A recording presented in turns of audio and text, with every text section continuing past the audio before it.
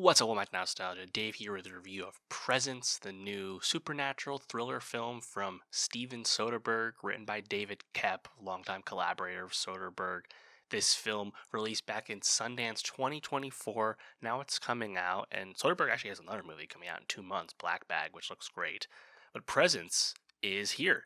And once again, Steven Soderbergh is doing the most. This guy is one of the hardest working directors in Hollywood. This is Soderbergh's ninth. Black Bag will be his 10th film since coming out of retirement in 2017. He's been absolutely cooking. And not just that, but he's been taking chances, using different filmmaking techniques, different approaches to things. He's always experimenting and tinkering. And Presence is interesting for the form behind it. Notably, this is a supernatural film where the entire time we are in the first person perspective of the supernatural, of the ghost in said house.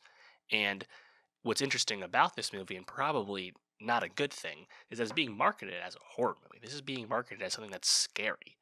And this is not a horror movie. This is not a scary movie. In fact, this is a family melodrama movie that just so happens to have a ghost present. I'm a bit worried that people will see this movie expecting something that they're not going to get.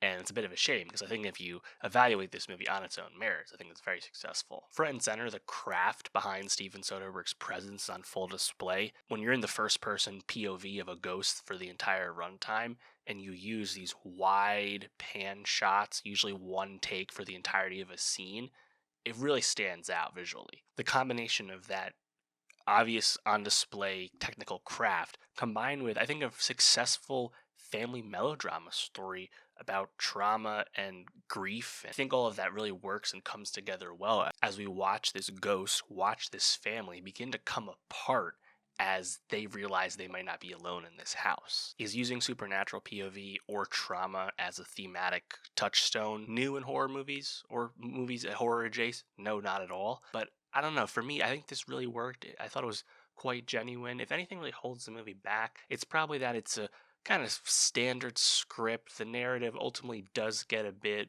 predictable by the end. I like the performances in the movie, and I don't think the script necessarily does them a lot of favors with the core material, what the family is going through. The lead of the film, Chloe, is played by Kalina Lang, and Chloe is a teenager who is going through a tough time because her best friend died of a drug overdose recently. And this family, her brother, her two parents, mom played by Lucy Liu, they move into this new house, and they're trying to get on with their lives. The brother is a high functioning, very successful swimmer, also a teenager, and the parents, the Lucy Liu's character Rebecca, seems to be the breadwinner, and the dad, Chris, played by Chris Sullivan, a bit more of a passive guy, but definitely has a lot more empathy, whereas the mom is a bit more distant and also clearly has more affection for her son versus her daughter.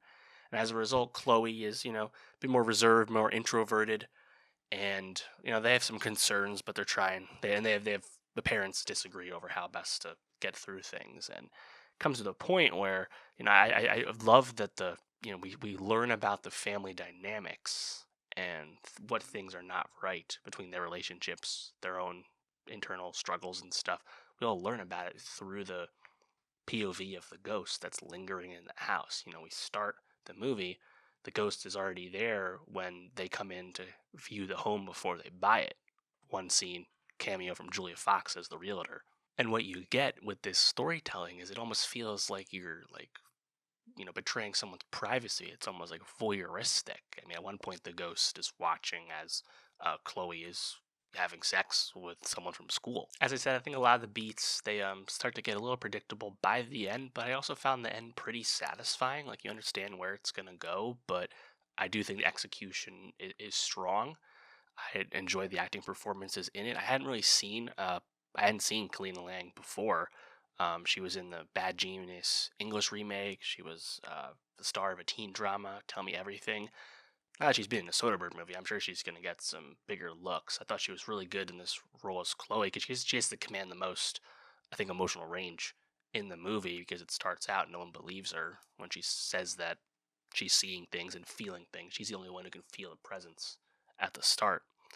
Yeah, I like the movie. I think more than anything, Soderbergh, because he just takes so many swings of the bat, I just really appreciate all of his attempts. I mean, has he released like a 5-star banger in a while? I don't think he has.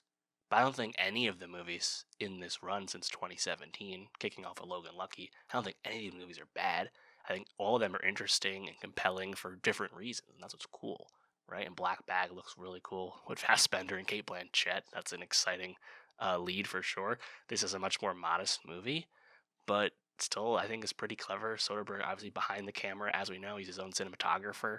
The filmmaking techniques are on full display in this movie and it looks really good. So yeah, I'm a fan of the movie. Who isn't a fan of Steven Soderbergh at this point? Everything is a must-watch from him at the very minimum. But let me know, what do you think of Presence? Were you misled by the marketing? I hope you weren't. Let me know what you thought of it. And for more movie reviews, subscribe. And I'll see you next time.